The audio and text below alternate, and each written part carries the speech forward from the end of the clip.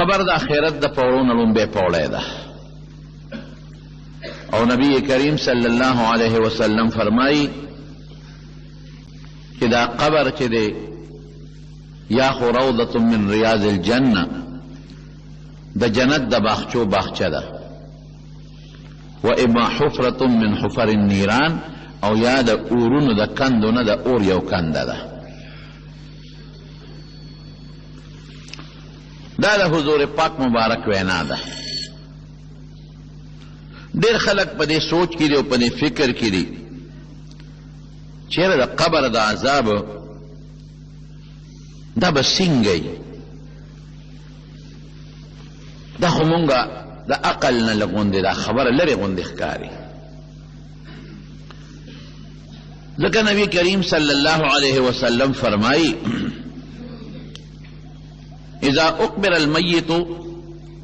اتاه ملکان، چې کله مړی قبر کې کېښودلی شي نو دوه فرشتې وله راشي. هغه دوه فرشتې څنګه وي؟ اسودان تکې تورې وي، ازرقان شنې سترګې وي. دا دې دپاره چې د ده دا شکل د هیبت وي، نو دا هیبتناک شي چې څوک وویني نو دا ځان له عذاب دی که دې ویریږي ښه مضبوط یره پرې راشي. تک تورې وي او شنې سترګې وي. یقال لاحدهما، یو ته نکیر وي او بل ته منکر وي، ناشنا دي. بلد نی بلد انسان که ډېر هیبتناک شکل وي خو په سړي ته هیبت نه راځي. او چې زیم تیاره دی، زیم پردیسی دی، مرګریم در سره نشته، لاس او خپې دې م تړلي شوي دي، کار نه کوي، او بیا داسې هیبتناک شکل باندې فرشتې م راشي او څوک هغه ته پیژنې م نه، نو په زړه کې نور هم هیبت راځي. دو فرشتې دې سړي له راشي د ده نه تپوس کوي، درې خبرې ته تپوس کوي. یو دا چې ستا رب څوک دی، من ربک. نبی علیہ السلام فرمائی که دا سړی نیک دی او په دنیا کې د الله ربوبیت منلی دی، نو دی به وایي چې ربي الله، زما رب الله دی. که لږ ډېر نیک و د الله صفت به مو کی، ربي الله الذي خلق السماوات والارض، هغه ذات زما رب دی چې هغه ته الله وایي او د اسمانونو او ځمکې پیدا کړي دي، نهرونه یې پکې پیدا کړي دي، غرونه یې پیدا کړي دي. د الله د صفتونه به وکړي. بیا به د دویم نمبر تپوس کېږي چې د نبي علیه السلام متعلق ما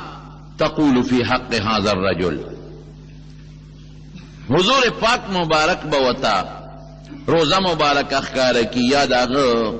شکل به ورته فوټو یا تصویر یا مثالی شکل به ورته ښکاره کي. یا بعض علما وایي چې دته خو پته ده چې دا کوم انسان تپوس مانه قبر کې کېږي، نو تعمیه په سوال کې خلک پوره ښکاروال هم بعضې وخت کې نه کوي. هغه سړی چې تا ته پته وه چې د هغه متعلق به مانه قبر کې سوال کېږي، د هغه حق کې سوی، هغه څوک دی؟ نیک سړی دی، نو دی به وایي هو محمد صلی الله علیه وسلم. بیا به وایي هو محمد صلی الله علیه وسلم، هو محمد صلی الله علیه وسلم. دا کم انسان چې تاسو تپوس کوئ دی نوم دی جاءنا بالبینات والهدى. مونږ له خدای پاک آیاتونه یا معجزې راوړلې دي، یا ښکاره دین یې راته راوړلی دی، ښکاره د خدای نښې مونږ ته ښودلې دي او هدایت یې راته ښودلی دی، نو مونږ هغه اتباع وکړه، ورپسې روان شوي. تپوس به کېږي چې دین دې څو، د کوم دین لاندې تا ژوند تېر کړی دی. یهودیانو خپل دین دی، د یهودیت متعلق ژوند تېروي. عیسایان د خپل دین مطابق د هغې خپل دین دی. او دارنګې د مکې مشرکان یا دې زمانه کې چې کوم هندوان دي، بت مت والا دي، د هغې خپل دین دی. زمونږ څه دین دی؟ تا دنیا کې چې ژوند تېرو، د ژوند د تېرولو چې کم طرز دی، طرز زندگی د انسان د ژوند د تېرولو چې په دنیا کې د ژوند په کم انداز چلی، هغه انداز دی څو. نو الحمدلله مونږ خو چې دنیا کې ژوند تېرو، نو مونږ د الله د منشا مطابق تېرو. مونږ چې کومه دایره کې دننه روان یو هغه دایرې لپاره مونږ ته الله یو نوم ښودلی دی هغې ته اسلام وایي دی وایي دین زما اسلام دنیا کې چې ما کم جون په کم نقشه کې تیرو هغې نقشې ته اسلام وایي دنیا کې چې ما جون په کومه دایره کې دننه تیرو د هغه دایرې دننه نوم اسلام دی دنیا کې چې په کم بلډینګ کې ما جون تیرو د هغې روحاني بلډینګ نوم اسلام دی علماء دا جواب به څوک دا ټیک جوابونه به څوک ورکوي دا هغه څوک چې د الله د ربوبیت دنیا کې د هغې مطابق ژوند تیر کړي او د الله ربوبیت یې منلي ګورې چې زما پیدا کوونکي زما لویونکي د دې حیواناتو پیدا کوونکي لویونکي د اونې بوټي کمال ته رسونکي الله دی د الله ربوبیت د منلي او کدی وی چې نه مړه بس خدای پیدا کړم ټیک د خو رزق به زه ځان له پخپله لټومه نو که بس ما منډې ترړې والې خو ډوډۍ به میلو شي او که بالفرد دا تجارت او دا دکانداری او دا کارخانه مې جوړه نه کړه نو دا ډوډۍ به ما ته نه میلاویږي ټیک ده چې انسان به خپل کسب کوي منډې به وایي دې نه بغیر د انسان ژوند فضول دی انسان الله پیدا کړی دی لدی چې خپل کسب وکړو خپله منډه ووه خو دا به نه وی چې دا روزي زما دا په دې کارخانه کې ده او دا په دې تجارت کې ده او دا په دې تنخواه کې ده وی نه دا ظاهري مال اسباب مقرر کړي دي نور زما روزي په دې تجارت او کارخانه کې الله اچوي که الله وغواړي خو وابه اچوي داله او که الله ونه غواړي اس پر الله وانه اچوي او که الله وغواړي خو تنخواه به والم فایده به ما ته میلو شي او چې الله وغواړي تنخواه به مې جیب کې غل به رانه وباسي که الله غواړي تنخواه به والم نو زما په میاشت ښه تېره شي او که الله غواړي نو چې کور ته راشم داسې بیماري به پرتې چې به ټوله په ډاکټر لاړه شي دا انسان به دا صحیح جواب ورکوي او د پیغمبر علیه السلام متعلق به صحیح جواب هغه څوک ورکوي چې په دنیا په ژوند کې د نبی علیه السلام پوره تابعداري کړي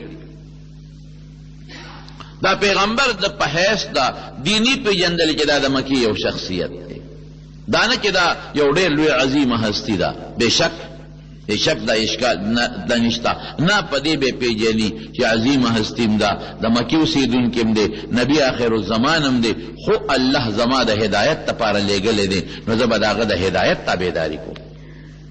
او که نه د هغه د هدایت تابعداري دې ونه کړه او د اغیارو تابعداري دې وکړه مړه هغه خو ما ته ګیره وایي او ګیره خو هسې بدنومه او بېډوله غوندې شی دی د انګریز غوښه دې وکړه هغه دې ځان ته هغه شکل دې خو ګڼه مړه دا ټیک ته چې د پیغمبر خو مونږ ته دا منځونه او دسونه ویلي دي او مړه دا به اوس دا په ناسته ډوډۍ او دا مونځ او دست او دا څه ورته ویلي کېږي چاره دامون او دا مړه څه زړې خبرې دي او دا انګریز سره او اغیارو سره کېناستې او د هغې خلکو تهذیب دې په لاس کې واغېشته د هغې په شان د بیزوګانو د حیواناتو خوراکونه کې هغه تشبیه دې وکړله نو پوه شه چې هسې په خولې د پیغمبر اتباع کوې خو په حقیقت کې د هغه تهذیب د هغه راوړلی شوي دین د هغه شکل او د هغه عقیده او عمل د زړه ته نه دی پروتی د انګریز هغه زړه ته پروتی دی دا صحیح جواب نشي ورکولی دین سره اسلام چې کوم اصول دي د هغې د دایرې لاندې تا خپل ژوند تېر کړی دی سر دې پې بار نه دی ادخلو فی السلم کافه الله وایي چې په اسلام کې داخل شه خو چې یو ګوته د امتبار نی معمولی غوندې دا لږ غوندې یو خپا یو ګوته د سر ویښتر امتبار نی چې د اسلام څومره نقشه ده ستا د عقیدې متعلق اسلام وایي چې هغه وساتئ عمل درته څه وایي هغسې وساتئ اخلاق درته څنګه وایي چې هغسې اخلاق وساتئ او د کردار چې کم خی چې هم هغسې کردار وساتئ بیع څنګه کې غشتل څنګه کې خرڅول څنګه کې دکانداري څنګه کې بل سره مزدوري دیاړي څنګه کې د بل نه دیاړي څنګه اخلي ښځې سره به څنګه ژوند تېروي ښځه خاوند سره به څنګه تېروي بچو سره به پلار څنګه تېروي مور به ورسره څنګه تېروي بچي به مور او پلار او ښځې سره څنګه ژوند تېروي ګاونډي سره به څنګه تېروي دا ټوله د اسلام نقشه ده چې دا د اسلام نقشه دې منلې ده نو ته به ټیک جواب ورکړې که دې نه منلې ټیک نشي ورکولی بیا به څه وایي هغه فرشتې نبی علیه السلام مبارکه فرمایي د الله د طرف نه به یو اواز ورته وشي چې د انسان ته د جنت بستره راوړی لاندې ورته واچوي او دې انسان ته د جنت یو کړکۍ کولاو کوي چې دی ورته ګوري او دی ورته خوشحاله لکه دا پخواني بادشاهان به محل کې ناستو او مخامخ به ورته اوبه او چینې او دا که دغه به ورته ښکارېدل دا څه ورته ویلې کېږي باغونه دقسې جنت کړکۍ ورته کولاو کې د دې هر وخت دا چمنونه یې او دا کشتو بینی او د جنت دا خوشحالی ویني او یو بله کړکۍ ورته کولاو کې چې په هغې د جنت نه یخې هواګانې او خوشته خوشبویه ورته راځي او فرشتې به ورته وي نم اوس وده شه داسې لکه یو میلمه عزتمن میلمه چې وده کېږي نوې میلمه راغلي اوده کېږي هغسې ښه مزېدار اوده شه او یو ټیم به راځي که خیري په هغې کې به دې راپاسو د خوب نه او دا چې کومې خوشحالۍ درته په سترګو ښکاري دې ته به ور روان شي نبی علیہ السلام فرمائی دا قبر خو پټینې تنگ غوندې دی دا به دته دومره اوږد شي کمد دل بصور لکه څومره چې د نظر لګي دامره به ورته دا قبر فراخه شي او دی به خوشحالی او بعضې به داسې نیکان وي چې دا فرشتې وله راشي نو دی به پاسي داسې لکه د خوب نه پاسي سترګې به مږي فرشتې به ورته وي تپوس ته نه کوو وی پرېمی دی مازدیګر وخت مونځ رانه قضا کېږي مونځ وکړم هغې نه پس به بیا خبرې اترې کوو داسې نیکان او صالحان به هم پکې او کم انسان چې د الله نه لرې دی کم انسان فاسق و فاجر دی کم انسان لعنتي دی هغې له چې کله دا فرشتې راشي په دې سخت شکل کې وختي درته مه ووایي دې نیک له چې راځي په ښکلي شکل به راځي په مزېدار شکل به راځي بشیر او مبشر بعضې علما وایي ورته وایي زیرې وله ورکوي بدله به په دا تور شکل او په دا شنو سترګو کې راشي او تپوس بته کوي مر ربکا رب دې څوک دی دی به وایي ہے لا ادري نه پوهېږم که په دنیا کې د مسلمان نه اورېدل هم دې خو هلته به ته هېر شي دومره هیبت به هېر به شي ما تقول فی حق هذا الرجل د نبی علیہ السلام متعلق تا ته به خلق وي چې قبر کې به یو شخصیت تپوس کېږي د هغه شخصیت متعلق څه وی ہے لا ادري نه پوهېږم دین دې څه دی د کوم دین لاندې د ژوند تېر کړی دی د خو د اسلام سره هېڅ تعلق نه دی ساتلی د خو انګریزي تهذیب خوښ د خو روسي تهذیب خوښ دا خو اسلامي تهذیب نو خو دته خو دا اسلام بیکورډ ورته دی وایي یو زوړ فرسوده نظام ورته ښکارېده دته خو دا مونځ او داسې یو زیاتي غوندې شی ښکارېده دته خو دا حج او روژه او زکات دا زړې قصې یادېدې دته خو د پیغمبر علیه السلام تابعداري ډېره ګرانه ښکارېده دی وایي ہے نه پوهېږم هلکه دین دې څو نه پوهېږم نبی علیه السلام فرمایي هغه فرشتې به څه چلو کي هغې به ورته وي لا دریته ولا تلیته ای قمقله نه دی د عقل نه په دنیا کې کار اغشتی و عقل نه هم کار دی نو اغشتی چې کوم ذات پیدا کړې نو د هغه ذات به ته تابعداري کې که دشمني به کوې الله پیدا کړې ښکلې سترګې مال دولت عزت یې درکړه نو تا ورسره دشمني کړې ده بېوقوفه ته په دې نه پرېږدې چې مرګ به راځي تا څونه جنازې د ځان نه مخکې وړلې دي دا سوچ دی نو عقل سره به دې سوچ کړی و که نه چې څوک چاله څه شی ورکوي نو حساب خو به ورسره وروستو کوي که نه د هغه چې څوک چاله څه شی ورکوي نو د هغه خبره خو به مني که نه هغه دشمني خو به نه کوي که نه نو الله څیزونه درکول او درته ویې د سره حساب کوم نو تا په هغې سوچ نه کوم عقل نه دې کار نه دی اغېشتی ولا تلیته نه نقل نه دې کار نه دی اغېشتی کتاب دې نه دی لوستی د بل چا تابعداري دې نه ده کړې چې بل چا پسې روان شوی وي نو نه د خپل عقل نه بل پسې تللی نه د خپل عقل نه د کتاب لوستلی دی نبی علیہ السلام فرمایي چې یضرب بمطارق من حدید د اوسپنو په سټکو به ووالي شي الله دې مستعد د اوسپنو په سټکو فیصیح صیحة داسې چغه به ووایي کریکې به ووایي روړې به ووایي چغې به ووایي یسمعه من یلیه الا الثقلین بې د انسان او د پیري نه باقي به یې ټول څیزونه اوري داسې غرض به وله ورکوي او دا یو غزار نه دی بس شروع پې وشوه والی کېږي به زری کېږي به بیا به سمیږي بیا به والی کېږي بیا به سمیږي بیا به والی کېږي او داسې یو چغه او کریکه به وباسي چې انسان او پیري نه ما سوا به یې ټول اوري اواز به وشي د الله را طرف نه چې د دوزخ بستره ورته لاندې واچوې د دوزخ بستره څه شی دی اور دی اور دوزخ نه ورته یو مزېدار روشندان کولاو کې چې هغه څخه بین او تو ورته راځي او یو کړکۍ م ورته دوزخ ته کولاو کې چې دی ورته ګوري او ورته به څه وایي چې قبر نه پاس دی که نه نو دقه دې ځای دی ورځې به وله الله دې مساتي زما رون ډېر خطرناک سفر روان دی مونږ پس دنیا پسې ډېر هېڅ تیاري مونږ ونه کړله. په تېره جمعه کې درته ووې پوټې چې دی نه 400 ته دی تیاري وله کې زر جوړه بدله کړئ، جیب کې زر پیسې واچئ، زر کاغذ ځان ته ولیکئ چې څه شی به راوړم چې ير مې نه شي، زر ګاډي له لاړ شئ هلکه ودرېږه ګاډي څه وخت راځي کوم ځای ودرېږي. نو ګوره 400 پورې دی نو تیارې ورله کې. موږ دومره لرې سفر په چقړو کې او په تیارو کې او په مارانو لړمانانو کې روان یو، داسې سفر را په سر دی، هېڅ تیارې وله مونږ ونه کړه. زین للناس حب الشهوات من الله قرآن شریف کې فرمایي بس انسان ته د خواهشاتو دنیا ډولی ده، بچی دی او مال دی او بلډینګ دی او دولت دی، دا ورته ډولی ده. لکه پتنګ ته چې دقه مخامخ بلف ډولې ښکاري او ورشي پې، مونږ ته پتنګ قبقل ښکاري چې ای بې وقوفه چې ته دې بلف له ورشي نو ته پې څه کې په دا بلف سوځې پې،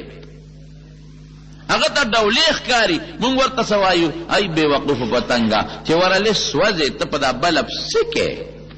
رڼا خو هغه چاله پکاري چې کتاب ورته ګوري، ته کتاب ورته ګورې څه. رڼا خو هغه چاله پکاري چې په رڼا کې د دنیا څه کار کوي، نو ته د بلف سره څه کار کوې، مه ورځه سوځې پې. هغه ته ډولې ښکاري، هغه وایي ایس نشته ایس نشته، چې ورشي وزرې ته سودې لاندې بیا پروتي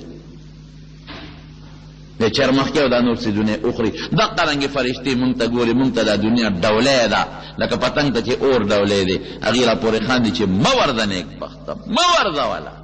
بس دومره کوه چې څومره ستا وتاجت دی، ستا د بچو وتاجت دی، ستا د بیبي وتاجت دی. زه دومره هم دله اجازت دی چې د نوسو دې وتاجت دی، خو چې خدای ير نه کې نو کړوسو لغم کې، نو د کړوسو بچو لغم کې، نو د کړوسو لغم کې. رښتیا ووایه زمونږ د ملک دا بادشاهان او دا لوی خلک چې دا څومره ګټې کوي، دا چا له ګټې؟ هلکه ځان له ګټي نه، دونه ورسره پرته ده چې هغه رده کېږي. بچو له ګټي دومره یې ګټلې ده چې هغه د بچو د ښځې کېږي. نو څو له ګټي دومره مال دی، دومره مال د دغې خلکو چې که دا لګی او خواهشاتو باندې لګی او سار ماښام د خپل خواهش ډوډۍ خوري، د نوسو مو سره کېږي. هلکه کړوسو له ګټي، یاره دا به ویم چې دې خلکو سره د ستا د بادشاهان او د غټو خلکو سره دومره مال دی چې د کړوسو یم کېږي، نو چا له ګټي؟ اخرت خرابوي چا دپاره؟ د نوسو دپاره، د کړوسو د بچو دپاره. هغې خلکو له ګټي چې نه به دیو ویني او نه به هغوی دیو ویني، دی به مړي چا به پیدا کېږي، لپه دوا به م ورپسې ونه کېږي. دا زمونږ سوچ دی. تا خو د ګټې نه خدای نه منې کوي، تا د تجارت د قسم دی که خدای منې کوي، تا د مال د ګټلو نه قسم دی که خدای منې کوي، تا د زمیندارۍ نه قسم دی که خدای منې کوي، تا د تجارت نه، تا د موټر اخیستو نه منې کوي، تا د کور جوړولو نه منې کوي، خو دونه راته وایي چې ما خو مه یره وکنه، دا څه خو دله ما در کړي دي کنه. او دې قبر له نه دی هلته به څه کوې نیکبخته؟ دنیا له تیارې کوه، نه دې منې کوم، نه دې منې کوم، نه دې منې کوم، تیارې کوه. نو چې دنیا له تیارې کوې، د دنیا ژوند دی د 80 کالو دی، نو خو د کروڑونو کالو سفر دی، نو هغې له هم څه تیارې وکړه کنه. دنیا له تیاری نه دی، بالکل خدای نه منې کوي. که څوک وایي چې مونږ الله د تجارت نه منې کوي، د دنیا د کوټې نه منې کوي، د دنیا د موټر نه منې کوي، بالکل دې نه منې کوي. کوه دنیا حلاله ګټه دنیا کې دې نه منې کوي، لیکن د دنیا د 100 کالو غم کې نو د هغه زرګونو یرګونو کالو غم نه کې. دلته خو ځان له جنریټر لګې، دلته خو ځان له ګیس راولي چې بجلي راته پیدا شي، دلته خو ځان له پکې لګې، ایئر کنډیشن لګې، رڼا ځان له لګې، بستره ځان له راوړې، فوم ځان له راوړې، قالین ځان له راوړې. نو قبر سر غم نشته چې هلته رڼا پکار ده. ستا په دې خو بل څوک قبر له نه دي، ته به ځې که نه. هلته د رڼا غم نشته، هلته د جنریټر غم نشته، هلته د بجلۍ غم نشته، د اے سی غم د سره نشته. هغه سفر کې د موټر غم نشته چې هغه سفر هم زه لږ مزېدار وکړم او خشته امن سره وکړم. الله لوی سفر، خطرناک سفر زمونږ مخې ته دی. نبی علیه السلام فرمایي یضرب او به والی شي د اوسپنو په سټکو چغې به وباسي. مخامخ به دوزخ ورته ښکاري، مخامخ دوزخ به ښکاري، او مخامخ به ورته د دوزخ نه کڅوړه کولو شي، بدبویي به پرې لګي او تو به پرې راځي. او حضور پاک وفرمایل، نبی علیه السلام مبارک وایي دا ځمکه به پرې راغونډه شي، او داسې به پرې راجوخته شي چې دا پختی به په یو بل کې ننوځي ګوتې مبارکې داسې کړې دا ګوتې د یو لاس په دې بل کې وردن نه کړې داسې به پختی به یو بل کې ننوځي او ځمکه به ورته څه وایي ای بنده دنیا کې خو زما د پاسه ګرځېدې او مزې دې کولې نن ما ته وسپارلې شوې اوس به درته پته ولګي چې د تا سره څه عمل کوم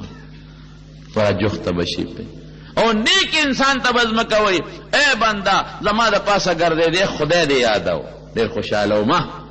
زما د پاسه دې منځونه کولو نو تا نه د ډېره زیاته خوشحاله ومه زما د پاسه دې درود شریف وې ډېره درنه خوشحاله وم زما د پاسه د علم او د دین طالبي دې کوله او حدیث دې لوستل دین دې وې ډېره درنه خوشحاله وم اوس ما ته وسپارلی شوې که نه نو ته ګوره چې څه در سره کومه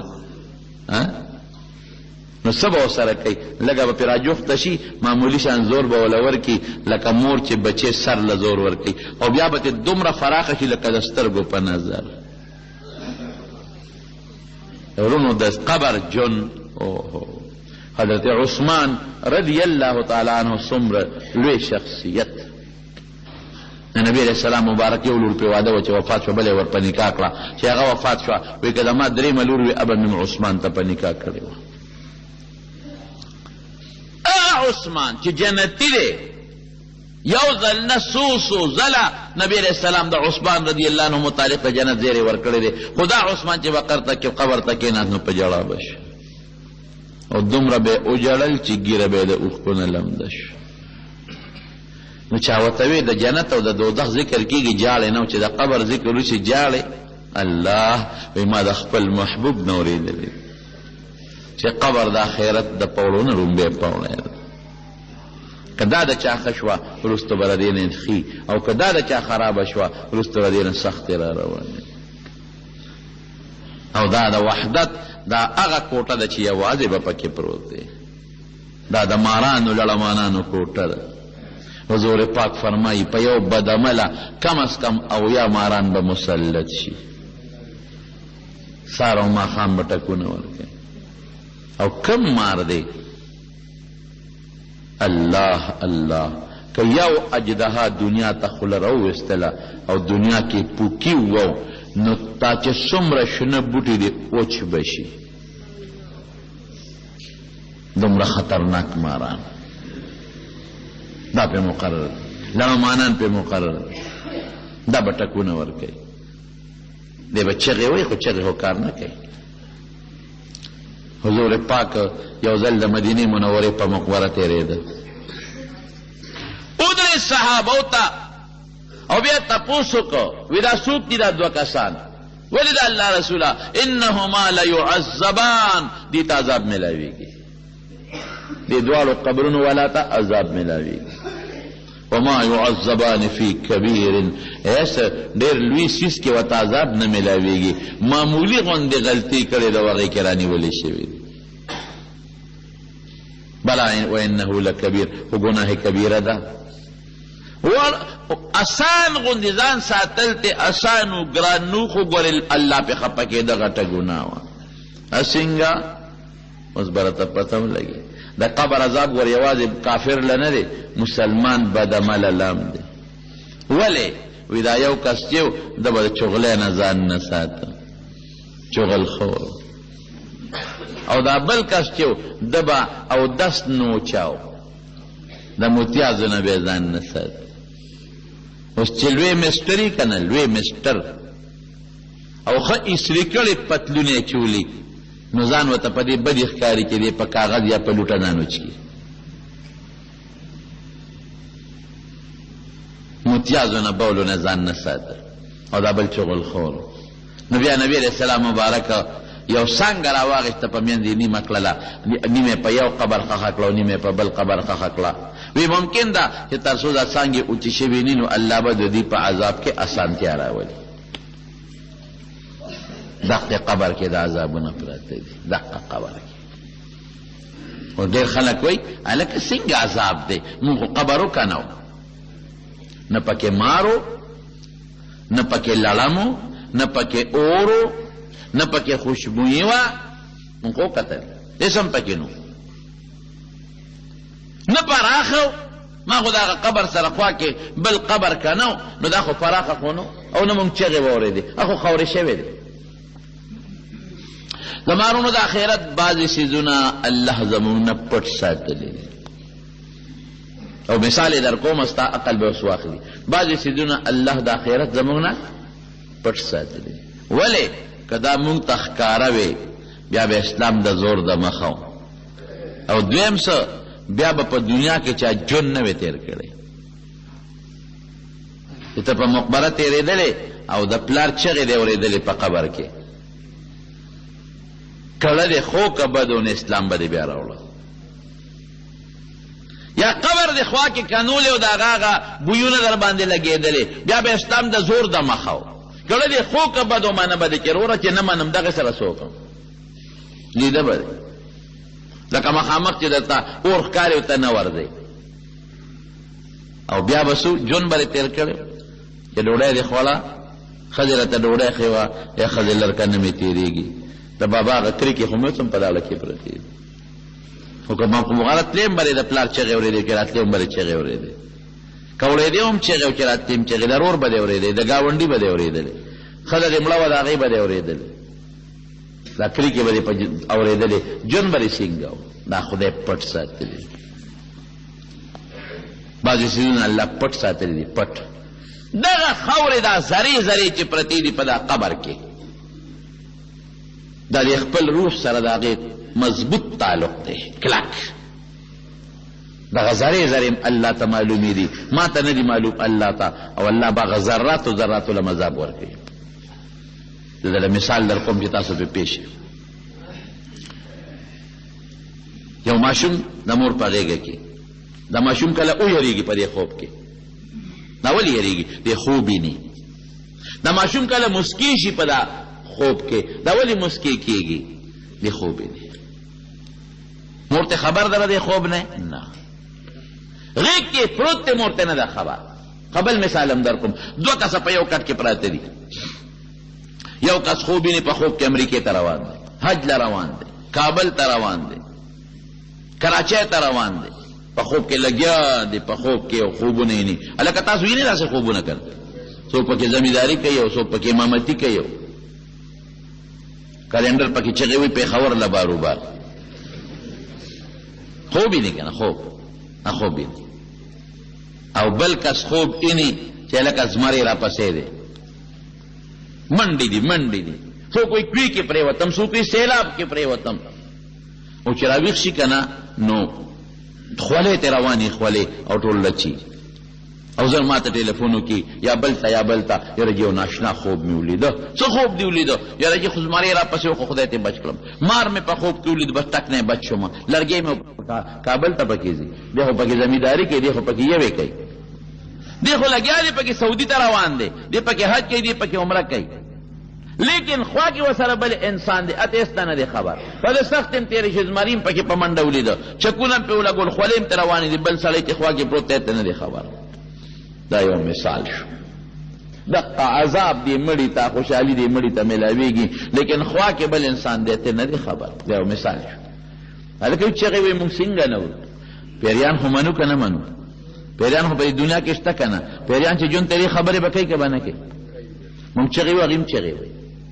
ایم شور کوي ایم چغې وایي دلته راشه هلته راشه دا وکړه هغه وکړه تاسو د پیریانو شور چاته ولیدو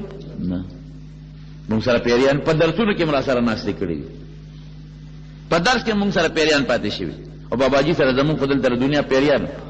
دې مشرانو ته پته هغه چې به وړه دوره کوله د هغه سره به پنځه شپږ کسان پیریان لازما په درس کې دا د ټولو سپین ګیرو ته پته تپوس وکړئ د سپین ګیرو مشرانو نه کارونه یې پې کړي دي د شولګرې ته به یې لېږل خشاکونه به یې پې کول کارونه یې پې کړي حال به نه وي مونږ ورته ته مونږ ته خی ولې نه وي دا هغه به خاندل زناور به وي وي دا زناور بیا ځي بیا تښتي وي ځکه نښې کار به یې پې کو تبر به یې ورکړه اره به یې ورکړه او دغه شورګر کې به یې پې لښترې به حال به یې نه وي یو ځل ما ورته قصه کوله ما ته یاره په دې اخري دوره کې راځي یو سپین ګیري پسې پیری و بوډا و ما له راغی ما ته چې ځم کابل ته او تا له اوچه میوه راوړم یو بوجۍ راکړه وی بوجۍ مې ورکړه وی زناور چې هغه تللی دی بیا رانغی وی بوجه رانه یوړوئ خندل به کېدی چې مړ به پیریان په دې وطن کې موږ سره اوسېږي تاسو د هغې چغې اورئ نه شور اورئ نه ورونه زمونږ خو د ایمان دی دلته فرشته ناسته ده د ښي طرف ته نیکۍ دي کي ګس طرف ته بله فرشته ناسته ګناه نه کي یو بل سره خبرې هم کوي تاسو یې اورئ خبرې نه او بل مثال به هم درکمه حضرت جبریل علیه السلام به راغی او پیغمبر علیه السلام ته به ټول صورت تلاوت کړ په حضور پاک به داسې حال راغی چې سترګې مبارکې به وپړسېدلې او وجود به یې رپېده او خولې به ترې بهېدې او تلاوت د قرآن به یې کو صحابه به اورېده نه خبرم تی نو هغه به اورېده دوی به نه اورېده یو ځل نبی علیه السلام حضرت عایشې صدیقې ته فرمایي وی عایشې هذا جبریل یقرئک السلام جبریل ولاړ دی په تا سلام اچوي عایشې وی وعلیه السلام د الله رسول زما دې په د سلامي ترى ما لا ارى وی تی وینې او زه نینم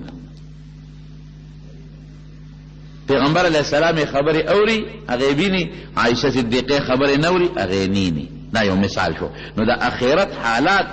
دا وي خو موږ نه خدای پټ ساتلی دي عملې پیپیږي ذرې ذرې دی ولې نه موږ نه خدای پټ ساتلی دي ولې که موږ ته ښکاره شي او موږ یې ووینو ایمان به بیا که د زړه ښي او که بدي هغه د پښتنو خبره پلار به دې ایمان راوړي بیا د پښتنو خبره مور به دې ایمان راوړي دومره درزار چې شروع دی او بینونه شروع دي بشر جانه څه دې خیال دی ښي او که بدي ایمان به راوړي او د دې چغې د لاسه به څوک ژوند تېر کړي وخت به تېر کړي دا خدای پټ ساتلی باباجي زموږ یو خبره کوله په درس کې یو ځل نه څو ځله او د دې خبرې به سیف الدین کاکا د خدای پاک وبخي الله دې وبخي هغه د هغه خاص ملګری محمد سید اجي صاحب او دا ډېر به ورسره ناست نو سیف الدین کاکا به ګواه کو په دغه موقع دې ورسره وي دې ګواه یې دنه تپوس وکړي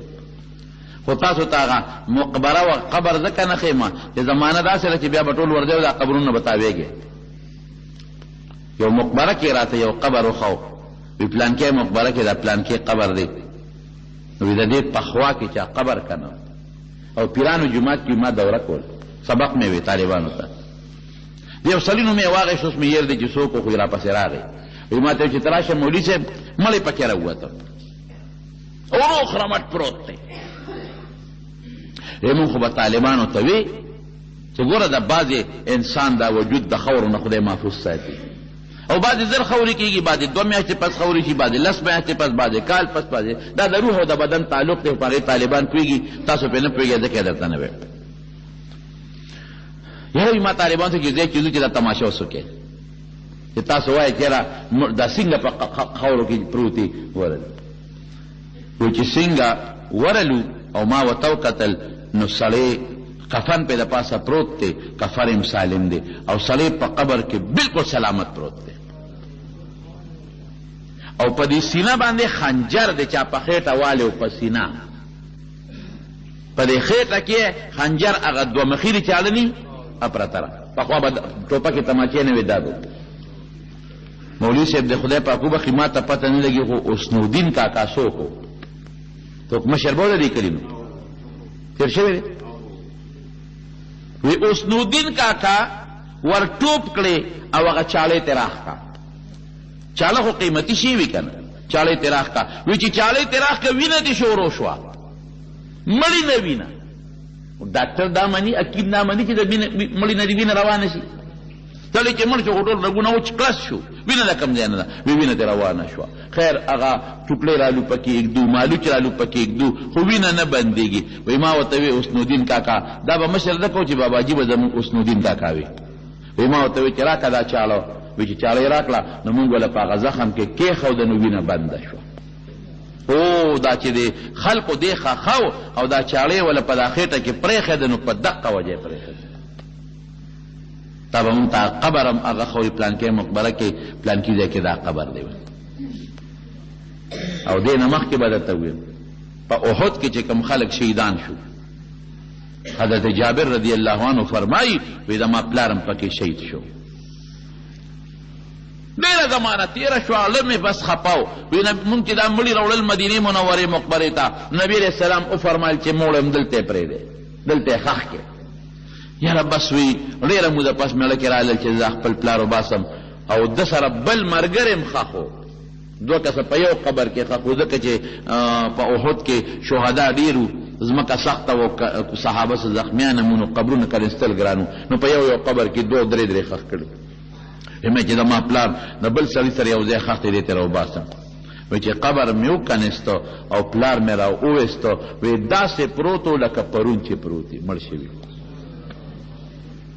او بله د دې نه ناشنا وره حضرت عمر فاروق رضی الله عنه اعلان وکړ، اعلان یو نیر یې راوسته د احد په خوا کې، وایي دلته نیر راولم بل ځای نشته چې پرې راولم، مهرباني وکړئ چې که د احد کې دې علاقه کې د چا مړي وي نو خپل مړي وباسئ او مدینې قبرستان ته یوسئ یا بل ځای ښخ کړئ. نښه یې چونه واچوله، په هغه وخت کې چې نیر یې راوسته خلک رالل، د چا قبرونه پکې نیم رالل، د چا پکې زیات رالل، د چا پکې پوره رالل، بس صحابه ورته ونښتل او خپل مړي راوچت کړل. ګوره د کمې زمانې خبره ده، عمر صاحب زمانه ده، روغ او سالم پراتو خپلو خپلو مقبرو ته یې یوړل. او د حضرت ابو ایوب انصاری رضی الله عنه متعلق راځي، دی د قسطنطینیه په غزا کې شهید شوی دی او دی هلته دفن شوی، نو اوبه پرې راغلې، دریاب په غاړه دفن شوی، اوبه پرې راغلې، نو خوب کې چا ولیده، وی دلته کې د ما قبر دی اوبه مې خرابوي، ما را دې ځای نه منتقل کې. 600 کاله پس، څو کاله پس؟ 600 کاله پس، نو چې قبر یې وله وکنیسته نو داسې پروت و لکه پرون چې دې مړ شوي ښخ شوي.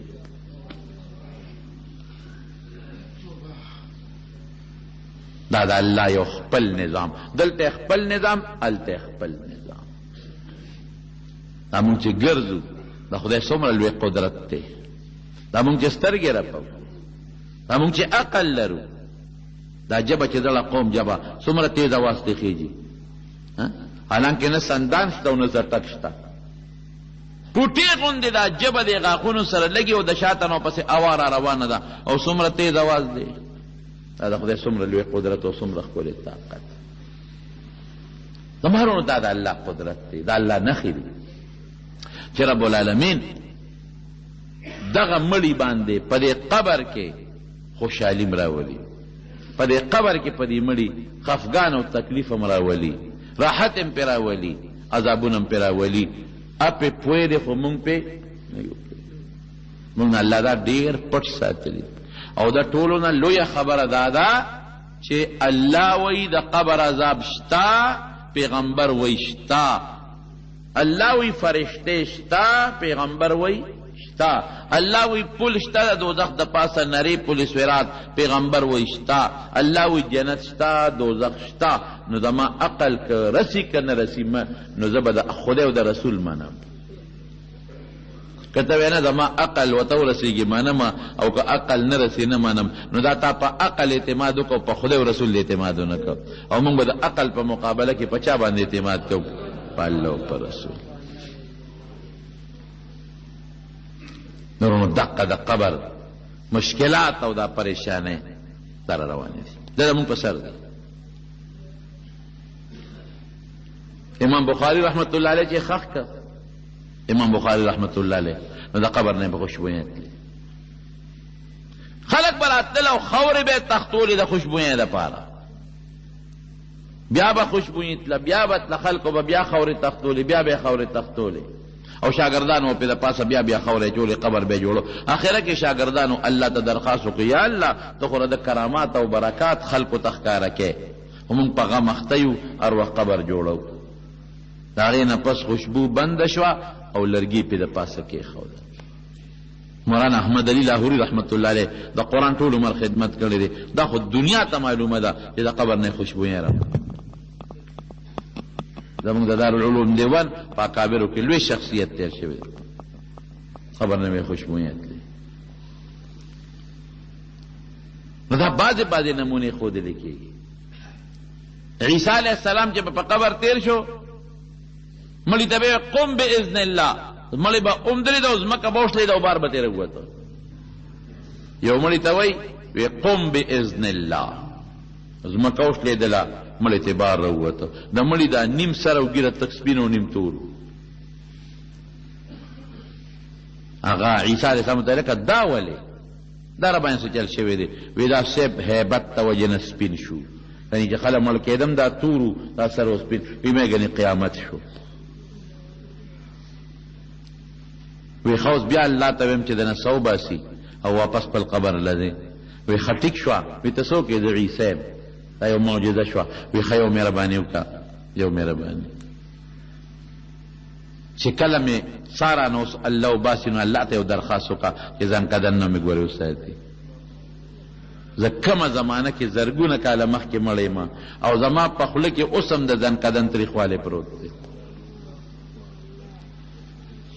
څومره جنجالونه زمارونه زموږ مخې ته پراته دي او دا قبر دا خطرناک جون ستاسو په دې یو مقبره کې نوم یې د تنالر دا ما ته پته ده په مقبره کې یو مړی پروت دی ډېرو مرګرو ته به پته وي نو چې کم ځای میږي نو د هغه د قبر نه یو چونډی خاوره راوالي نو د میږو په سوړی واچوي نو میږي بیا نه راځي تښتي میږي کډې والي او تښتي دا ولې مشران نه مې تپوس وکړ وي دا سودخورو د قبر نه خاوره واله او د میږو سوړي سر کې تښتي به وروره موږ نشو خولی که نه نوسیب یې وایي زامن خو به خیر اوس نوسیب یې وایي چې دا ته څه کوې موږ د بابا قبر خلکو ته دا حالت دی رونو د قبر ډېر سخت ژوند دی تریخ ژوند دی چقړی خوشحالۍ هم پکې دي مسلمان لا او تکلیفونه هم پکې دي عذابونه نو ډېر لوی سفر دی نو دې سفر ته به انشاءالله مونږه څه نه څه تیاري خو به کوو که نه دنیا له کوو نو چې مونږ هغې سفر له هم څه نه څه تیاري او د قبر د عذاب نه چې ځان بچ کې د هغې دپاره خصوصي نسخه چې ده لکه د سر د دل خپله نسخه د سترګو خپله نسخه اګورې د ماسپښین لمونځ دی ماسپښین لمونځ چې څوک نه کوي قبر عذاب بیا زیات دی ماسپښین لمونځ څوک پابندۍ سره کوي نو رب العالمین به د قبر د عذاب او د فتنې نه څه نه څه محفوظ ساتي نو لمونځ خپل کوئ شوق سره خپل لمونځ کوئ لمونځ مه پرېږدئ ښه ټولو ته ویم او روژې خپلې نیسئ نفلي هم کله کله نیسئ کله د شپې پاسې یو 2 رکعته نفل کوئ او د مونځ نه ځان مه خلاصوئ مونځ ډېر قیمتي شی دی په دې الله ډېر خفه کېږي مونځ لږ په قلار قلار کوئ زکات ورکوئ چې بالکل پرېږدئ چې په چا زکات وي چا لی ګټئ بچو لی ګټئ نو څول هغې ته د عذاب نه خلاصولی شي او که حج در باندې فرض یو څوک مالداري نو حجونو له داخلې وکړئ غیبت مه کوئ چغلي مه کوئ شیطانت مه کوئ مخلوق ته سپک مه ګورئ چا ته ضرر مه رسوئ او دوکې والا تجارتونو دوکو کارونه مه کوئ خپل ذکر کوئ درود شریف وایئ لږ ژوند دی چې خدای پاک خوشحالی او د آخرت خوشحالی خدای سره دی چې موږ له الله د دنیا او د آخرت خوشحالی راکړي دعا وکړئ رب العالمین زموږ د قبر د عذاب نه وساتئ یا الله موږ د قبر د عذاب نه وساتئ یا الله موږ د قبر د عذاب نه وساتئ یا الله زموږ مور او پلار چې د چا مور او پلار یا چا رشته داران مړه دي او الله د قبر په عذاب کې مبتلا دي خدای د جمعې مبارکه ورځ زموږ د هغې دپاره سوال کوو خدای د قبر عذاب پې ختم کړي یا الله د قبر عذاب پې ختم کړي زموږ د مردګانو قبرونه رڼا کړي خدایه تیارې پې رڼا کړي الله زموږ د ټولو د قبر د عذاب د فتنو نه امن نصیب کړي یا الله په سوال و جواب کې یا الله کامیاب کې د قبر په سوال د سوالونو په جوابونو کې الله بون کامیاب کې د قبر تیارې را باندې رڼا کې د لمارانو لمانانو د عذابونو نه مو ساتې او الله د جمعې مبارکه ورځ د نه درخواست کوو ایمان هم نصیب کې خدای د اسلام مطابق زندگی هم نصیبه کې ته زموږ رب یې موږ دا زموږ ایمان دی چې ته زموږ رب یې دا زموږ ایمان دی چې محمد مصطفی صلی الله علیه وسلم زموږ پیغمبر دی خدای د خپل او د خپل ښکلي پیغمبر د اتباع او تابعدارۍ توفیق د مونږ نصیب وګرځولی کې بچیم د لوفرو د ژوند نه وساتې د ګناه نه زړه تور کې الله چې څوک بیماران دي ته وله شفا ورکړي د چا د څه مقاصد دي خدای ته وله پوره کړي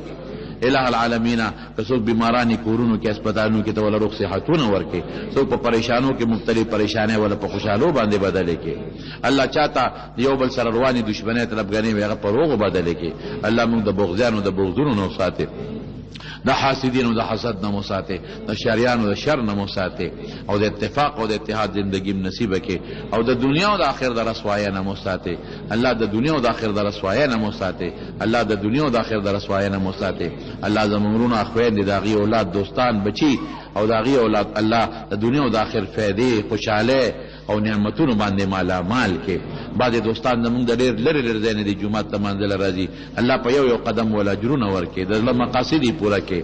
د افات او بلیاتو نه په امن و امان کې وساتئ. او زمونږ د محلې دا کم ملګري چې زمونږ د دې میلمنو خدمت کوي، دعا وکړئ چې الله تعالی دوی ته خیر او برکت ورکړي او الله خوشحاله ژوند نصیب کړي. اخر وخت په خولې دا کلمه نصیب کړي چې لا اله الا الله محمد رسول الله صلی الله علیه وسلم. د ماربل پوخ قبر جوړول په شریعت کې منع دي. قبرونه پخول ښه نه دي، قبر د کچی او خښتې لګول په لحد کې او یا په قبر لګول دام ګناه ده. نبی علیہ السلام په خپله وایي حضرت علی او لوړ قبر جوړول چې ډېر لوړي، نبی علیہ حضرت علی صاحب وایي نبی علیہ السلام په دې مقرر کړم چې لاړ چې کم قبرونه لوړ جوړ شوي دا روان کا او برابر یې کا. نو زیات نه زیات قبر یو غاړه د ځمکې نه یو لیش اوچته، بله غاړه د ځمکې نه یو لیش اوچته او داسې سنګزن چې اوبه ترې لاندې بیږي. بس دقه قبر دی. پخول، خښتې لګول، جنډې په قبرونو باندې لګول او شمې پې بلول او دا ټول د شریعت خلاف کارونه دي. مالګې کې ښودل او هغه سټل دا د شریعت خلاف کارونه دي. دا نه صحابو کړي دي، نه تابعینو، نه په کتابونو کې ذکر شته، بلکې نبی علیہ السلام د قبر د جوړولو نه او د پخولو نه سخت منع کړې ده. غلافونه په قبر باندې اچول او قبر باندې قیمتي صادرونه اچول دا بالکل منع دي. او بعض خلق په هغه صادرونو آیت کرسی او د چارقل لیکي، نو سپی راشي د پاسه په خپور والی د موتیا دی پیو